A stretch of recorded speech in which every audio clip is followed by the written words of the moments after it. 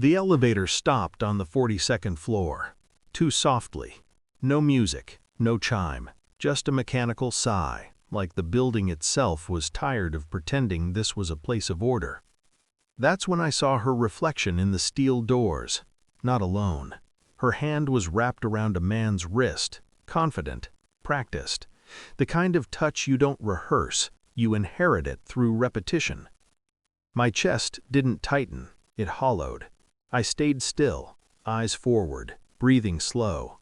I watched them through mirrored metal as the doors slid open, revealing marble floors and glass walls drenched in money and silence.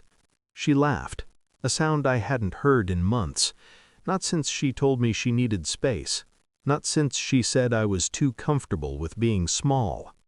The man leaned in, whispered something. She smiled the way she used to smile at me, before I stopped being useful to her dreams. They stepped out. I followed, not because I wanted answers, but because something inside me had already decided this was the moment everything would finally make sense. 3 weeks earlier, she had left with a suitcase and a carefully neutral face. No screaming, no accusations, just a quiet verdict. "You're good," she said, "just not enough." She didn't cry, neither did I. We were adults, she claimed. People grow, people outgrow.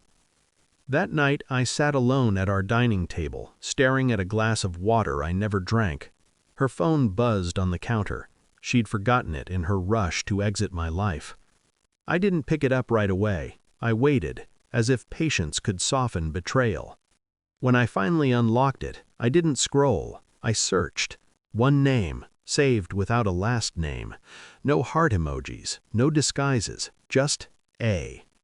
Messages loaded like bullets, hotel confirmations, investment jokes I didn't understand, photos cropped to hide faces but not intimacy, and one sentence that stayed with me. He doesn't know, and he doesn't need to. That was when I understood. This wasn't an accident. This was a transition. I wasn't being left. I was being replaced. I didn't confront her. That would have been emotional, messy. I did something else. I watched. I watched her social media go quiet, then carefully curated.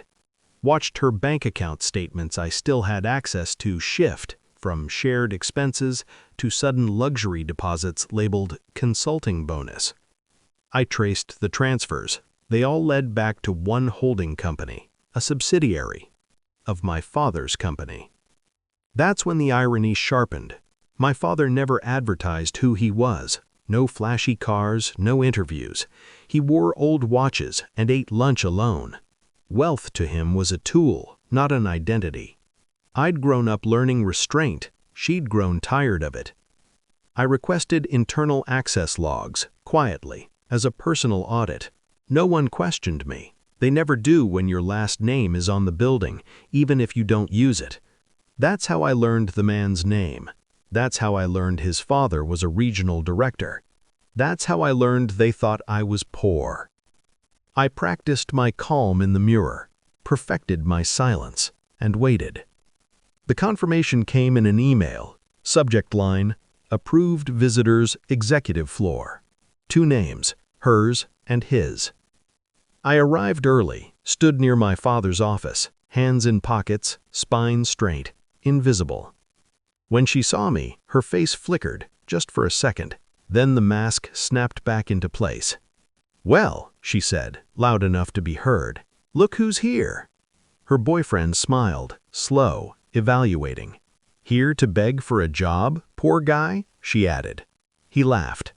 "Poor guys aren't allowed up here." I didn't respond. I didn't need to. The office door opened. My father stepped out. He took in the scene in one glance, then he looked at me and nodded. My father's voice didn't rise, it cut. "I fired your father," he said, pointing at the boyfriend. "This morning." The man froze. My ex-wife opened her mouth. "And yours," my father continued, turning to her, "for breach of trust. Both of you are done here." Silence collapsed the hallway. Her face drained of color. She looked at me then, not mocking, not superior, small, confused. I leaned in, just enough. "You should have asked who I was," I said quietly. Security arrived. They didn't resist. They couldn't. Later, I stood alone in the office that had never felt like mine. The city stretched beneath the windows, endless, indifferent. I didn't feel victorious. I felt clean. She had wanted a life built on illusion. I'd given her truth instead. Some people mistake silence for weakness. I never correct them. I just wait. And when the moment comes, I let them remove themselves from my life. Forever.